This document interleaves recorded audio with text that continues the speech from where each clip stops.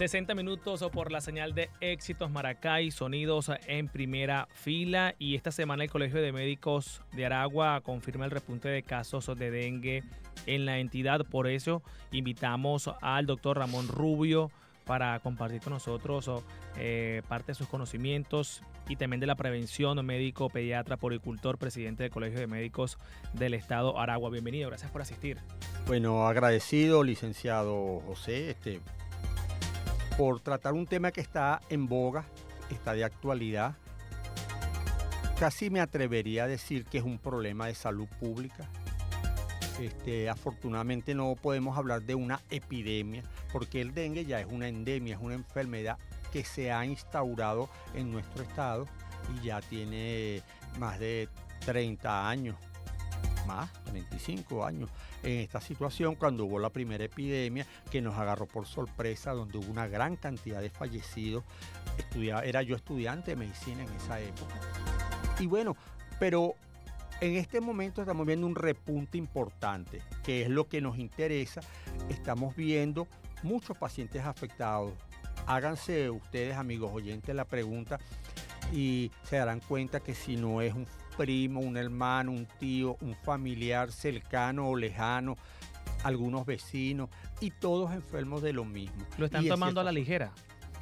En líneas generales, sí, diríamos que sí, porque a veces nos acostumbramos a algunas cosas, pero como me dijo alguien una vez, yo fui pediatra en el sur de Aragua, en Camatagua, 10 años, y una persona allá sabiamente, un llanero, me dijo que uno no debía acostumbrarse a lo malo, ¿entiendes? Y eso está ocurriendo. Hay personas que quizás le da fiebre y le da un simple malestar y dice, se me pasa en 3 días, y lo asocian quizás con un acetaminofén y ya, pasó.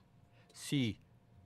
En la evolución natural de la enfermedad puede ser que el paciente dure 3-4 días con fiebre, luego empieza a presentar una erupción en su cuerpo, como eso se llama un rash cutáneo morbiliforme, que mucha gente lo confunde con una intoxicación y generalmente es cefalocaudal, o se empieza por la cabeza y se empieza a bajar.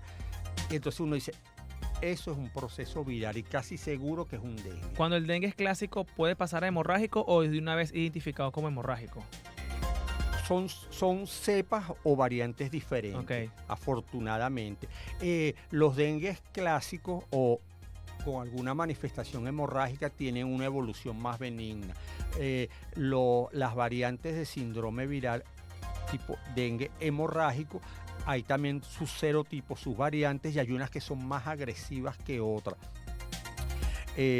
Yo me atrevería a decir, yo como pediatra en mi consulta he tenido pacientes que han tenido hasta evolución desfavorable y con IgM para dengue positivo, lo que quiere decir que había una confirmación. Algunos especialistas de manera extraoficial, sobre todo del Hospital Central, cuando conversamos el tema, nos dicen que puede haber hasta asociación de procesos virales tipo dengue con otros virus, por ejemplo, Zika, chikungunya y hasta COVID, ¿entiendes? Entonces, es un tema complejo y como tú dices, hay un descuido institucional. ¿Desde cuándo no vemos a una camioneta, un camión fulmigando en nuestro barrio, en nuestra urbanización? Hay mucho tiempo. Mucho tiempo. ¿Desde cuándo no vemos? Y si se ha hecho, se nota con poca efectividad y frecuencia. ¿Desde cuándo no vemos a los consejos comunales, por ejemplo, repartiendo la albicida, el abate para los depósitos de agua donde están los famosos cabezones, popularmente gusanitos, que son las larvas del zancudo, que posterior se hace adulto? Años, ¿entiendes? Entonces hay que estar muy pendiente de eso, y las comunidades siguen acumulando agua generalmente para uso de consumo humano, y no hay un control adecuado de los recipientes. Entonces tenemos al enemigo, que en este caso es el vector zancudo Aedes aegypti, conocido como patas blancas, allí en nuestra casa, y es el que nos está contaminando con el dengue. Doctor, ¿y qué pasa si no se atiende a tiempo, si se descuida? el dengue como tal en la persona? Podemos tener complicaciones. Primero, ya el hecho de que el paciente esté enfermo, la inactividad, las hospitalizaciones, todo lo que eso implica para un núcleo familiar, tener un familiar, sea niño o adulto, los costos, tanto de la medicina pública como privada, y el riesgo a la salud. Y si el dengue en la persona es combinado con alguna otra patología que ya tiene la persona con otro origen, puede ser peor, ¿verdad? Es más grave, por supuesto, es más grave y bueno, y puede traer hasta consecuencias posteriores con este paciente. Entonces no hay que verlo tan a la ligera, porque la gente... Pero el dengue está visto a la ligera, yo te lo iba a comentar hace rato. Claro He que notado sí. que el venezolano dicen la palabra dengue y se lo toma suave. Sí, no, ya nosotros estamos acostumbrados. Si sobrevivimos al COVID, pues no nos debe preocupar. Y hay un claro error allí. He tenido experiencias profesionales de fallecimiento Imagínate. de pacientes y solo al que le fallece un paciente por una patología de este tipo o similar que pudo haberse prevenido, es lo que sabe pues lo lamentable de esta situación. De acuerdo con el Colegio de Médicos, en las últimas semanas hay un repunte de casos de dengue en la entidad. Estoy conversando con Ramón Rubio, presidente del Colegio de Médicos en Aragua. No sea parte de nuestra sintonía 60 minutos por la señal de Éxitos Maracay, sonidos en primera fila.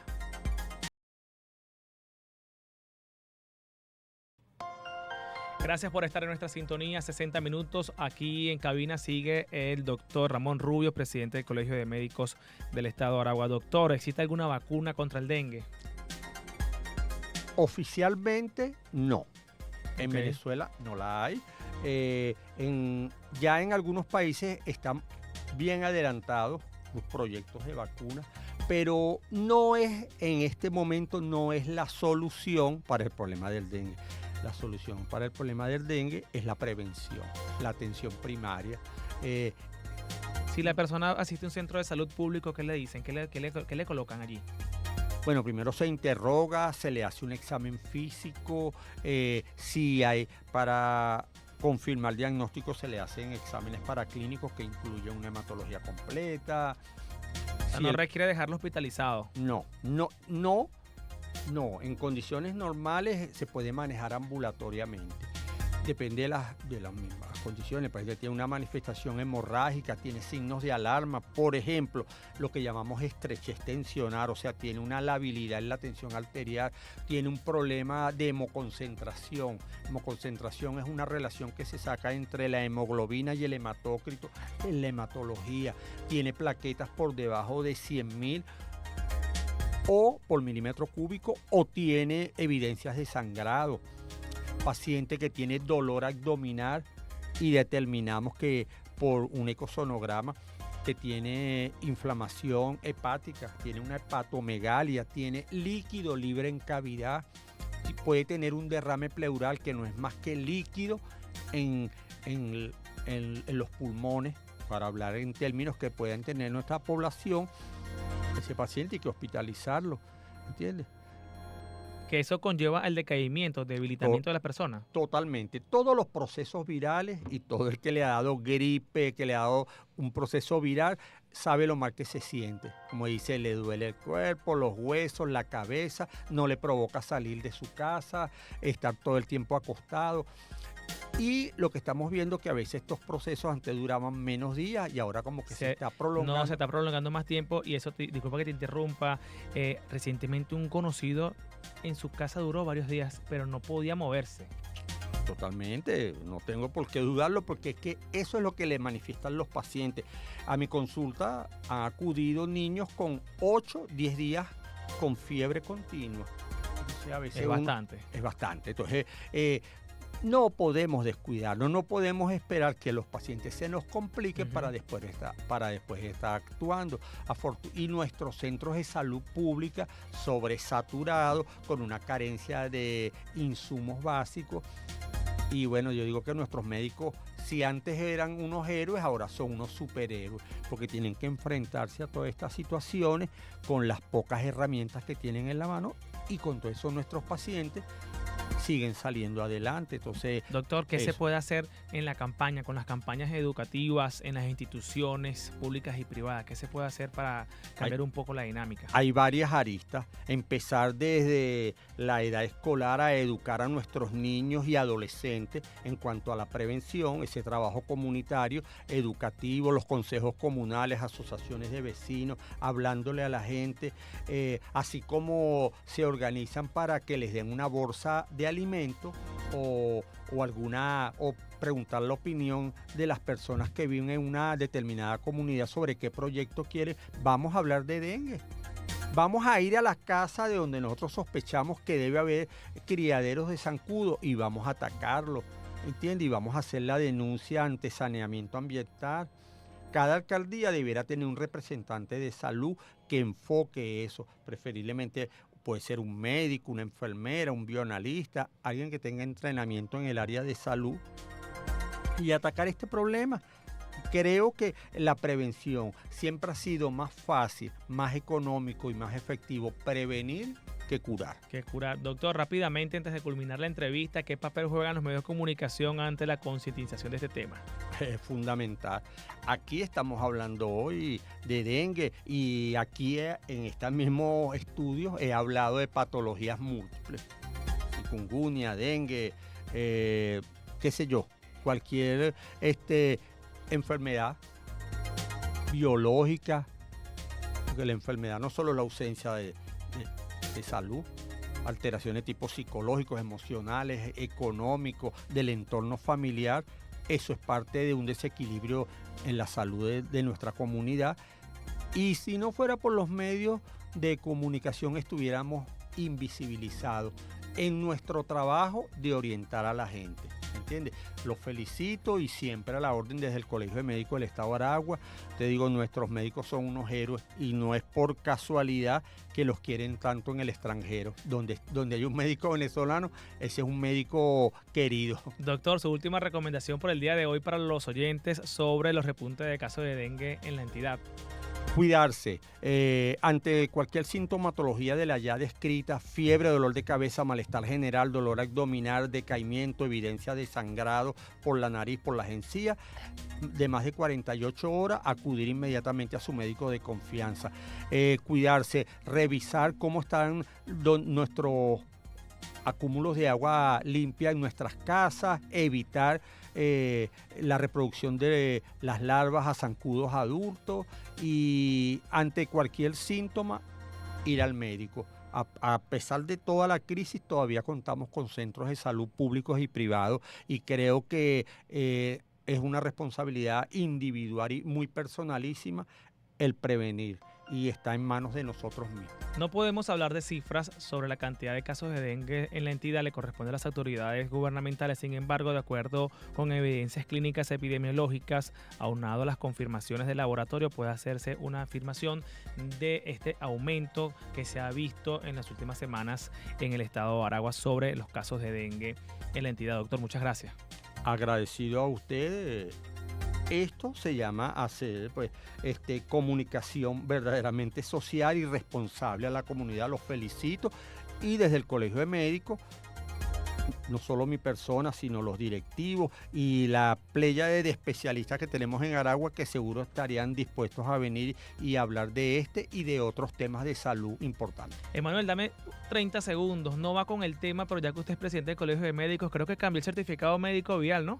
¿Eso corresponde al Colegio Médico de Aragua también? Nos corresponde, sí. Y allí en nuestras redes sociales, en nuestro Instagram, tenemos toda la información de cuál es la legalidad del certificado médico vial. El Estado Aragua es precursor de esto, tiene sus centros de expedición tanto en nuestras propias oficinas como en operativos móviles que los pueden ver en algunos centros comerciales.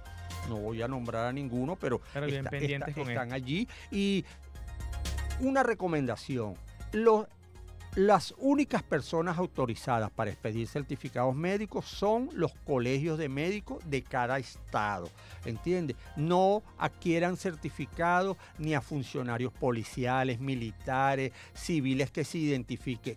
Si no está debidamente identificado como médico, trabajador del Colegio de Médicos del Estado de Aragua en nuestro estado no debe buscar que pues, le expidan un certificado un desconocido que posiblemente lo pueda estar estafando. Más información en las redes sociales @Colegio Médicos Aragua Oficial. Esta entrevista la pueden ver en nuestro canal de YouTube Mundo UR Regiones. En el playlist de éxitos podrán entonces visualizar toda y cada una de las entrevistas que hacemos en la señal de Éxitos o Maracay. Gracias por la sintonía.